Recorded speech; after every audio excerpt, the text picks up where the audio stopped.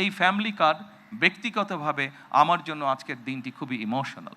কারণ এখানে আজকে যারা আপনারা অতিথি উপস্থিত আছেন, এখানে কিছু মানুষ উপস্থিত আছেন যাদের সাথে বিগত অনেকগুলো বছর ধরে আমি বসে বসে আমরা পরিকল্পনা গ্রহণ করেছি যে কিভাবে যখন সময় আমরা পাবো, সুযোগ পাবো, জনগণের সমর্থন পাবো, সেই ফ্যামিলি কার্ডটিকে আমরা বাস্তবায়ন করব।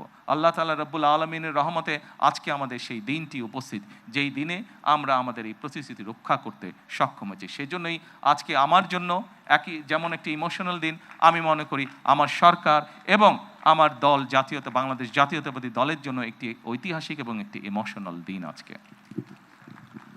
সম্মানিত সকল উপস্থিতিবৃন্দ, সম্মানিত সভাপতি সহ মঞ্চে উপস্থিত অতিথিবৃন্দ, আসুন, এই দেশটি আমাদের প্রথম এবং শেষ ঠিকানা।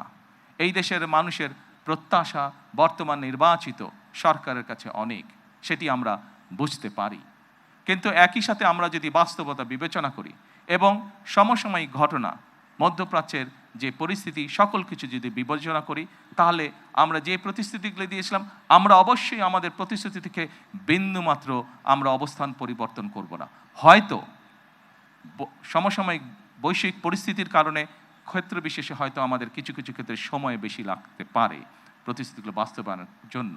সেজন্যই আজকে আমি সকলকে অনুরোধ করব, এখানে যে সকল এলাকাবাসী উপস্থিত আছেন, আপনাদের মাধ্যমে সমগ্র দেশবাসী যে সকল উপস্থিত আছেন, আপনাদের মাধ্যমে সমগ্র দেশবাসীকে এবং মিডিয়ার মাধ্যমে সমগ্র দেশবাসীকে আমি অনুরোধ করব যে আসুন আমরা ধৈর্যের সাথে সমগ্র পরিস্থিতি মোকাবেলা করি, আমরা ধৈর্যের সাথে সুন্দরভাবে আমাদের এই দেশটিকে গড়ে তুলি।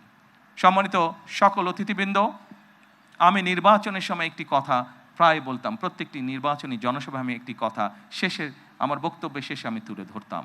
সেই কথাটি ছোট্ট একটি স্লোগানের মতন, আপনাদের সকলেরই কম বেশি জানা আছে, সমগ্র বাংলাদেশের মানুষের কাছে স্লোগানটি পৌঁছে গেছে। আজকে সেই স্লোগানটি দিয়ে আমি আমার বক্তব্য শেষ করতে চাই। সেই স্লোগানটি ছিল, করব কাজ, গড়ব দেশ, সবার আগে বাংলাদেশ। সকলকে আবারও আন্তরিকভাবে ধন্যবাদ জানিয়ে আজকে আমার বক্তব্য আমি শেষ করছি। আল্লাহ হাফেজ। বাংলাদেশ জিন্দাবাদ।